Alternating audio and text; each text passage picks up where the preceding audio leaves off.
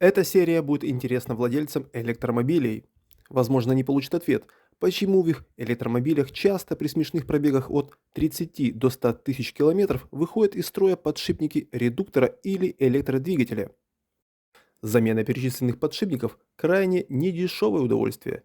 Причем этой проблеме подвержены абсолютно все модели, от бюджетных до премиальных. Если посмотреть видеоблогеров по ремонту электромобилей, то проблемы с подшипниками массовые. Дополнительно еще и повреждения электродвигателей. Если в вашем электромобиле загудел подшипник, а масло при замене в редукторе грязное и с примесью, а при разборке проблемного подшипника внутри на кольцах специфическая выработка такая или такая, то проблема в электрокоррозии. Сразу нужно отметить, устройство электромобиля – это унылая пародия на электровоз или электропоезд, а современная машина-гибрид – неудачная калька на тепловоз. Но речь о подшипниках. Как же они повреждаются? Как я уже сказал, причина в электрокоррозии. В электромобилях, да и вообще в электрических машинах по разным причинам через подшипники часто проходит электрический ток. Расскажу, как это происходит. Вот нарисую подшипник. Под номером 1 нормальное состояние. Внутреннее кольцо вращается против часовой стрелки, а тело качения по часовой. На рисунке 2 видим прохождение электричества. Когда это напряжение достигает определенного уровня, пленка смазочного материала разрушается, и в местах контакта тел качения с дорожкой качения возникает искра, и происходит микросваривание контактирующих поверхностей. Дополнительно к этому происходит точечный перегрев металла.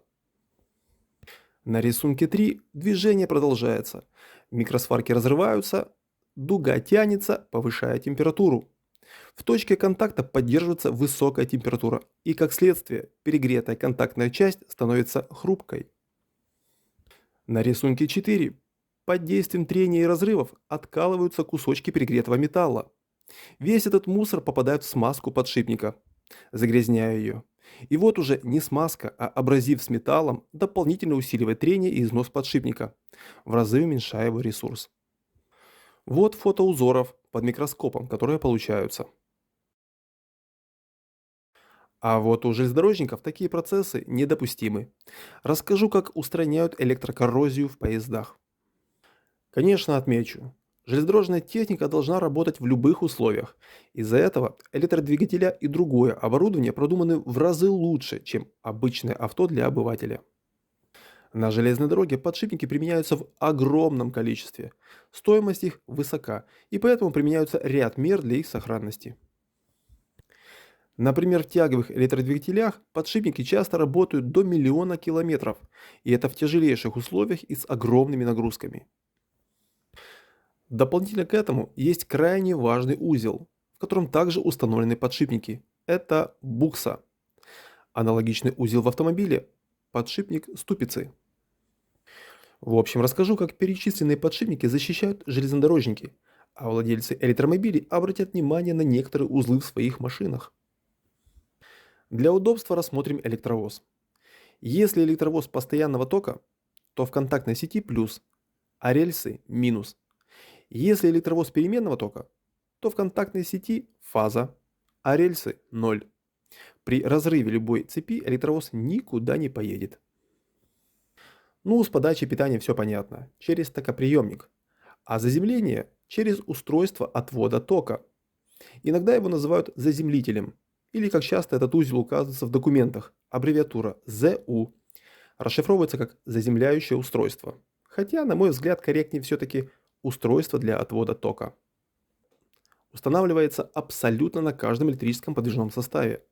Смысл устройства в том, чтобы пропустить ток заземления или нуля от тягового трансформатора, минуя подшипники в рельсу.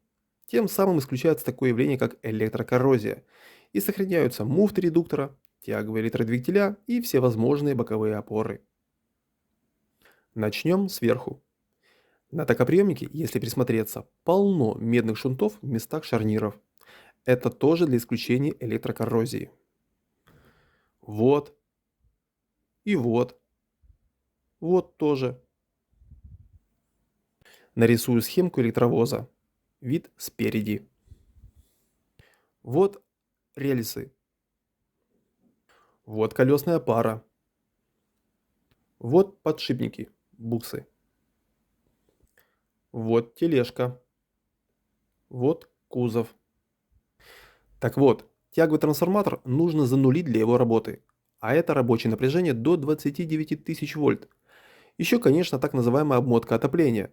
Напряжением до 3000 вольт. Тоже нужно занулить. Ну и, конечно, кузов тоже необходимо надежно подключить к рельсам. И вот ток будет протекать через шкварневой узел, далее через боковину тележки, через подшипники, на колесную пару и в рельсы. И получится вот так. Такое положение недопустимо. Электрокоррозия разрушит важные узлы, поэтому применяют устройство для отвода тока. Благодаря ему зануление происходит от оборудования прямо в колесную пару, минуя все вышеперечисленное. Так вот, токоотводы установлены на определенных колесных парах. Заглянем под вагон. Вот ось колесной пары, а это редуктор. Вот устройство для отвода тока. Хорошо видны кабель и щетки. Но это устройство открытого типа. Судя по всему, это вагон метро. На большой железной дороге условия гораздо сложнее, поэтому заземлители выполнены закрытыми, и они, как правило, в буксовом узле. Вот. На электровозах каждое устройство для отвода тока имеет свое назначение и относится к определенному оборудованию. Машинисты обязаны это знать, на каких колесных парах что подключено. Нормального фото найти не удалось, но поверьте, принцип работы у всех одинаковый. Чем больше токи, тем больше щеток. Для примера посмотрим на это фото. Вот заземлитель закрытого типа. А вот снята крышка. Вот кабель заземления. Вот две щетки. Это шунты щеток, которые обеспечивают контакт. А это пружинный механизм, который прижимает щетки к контактному диску, который в свою очередь жестко закреплен к оси колесной пары. Вот устройство отвода тока снято, и мы видим щетки. Также хорошо видно угольную пыль от щеток, которую постоянно убирают во время обслуживания. Но вот, к сожалению, контактный диск уже снят. Ничего необычного. Обычная болванка с канавками для уборки пыли. Естественно, с хорошими токопроводными характеристиками. Внешне похож на тормозной диск автомобиля. Вот другое исполнение заземлителя, уже с тремя щетками. Вот кабель.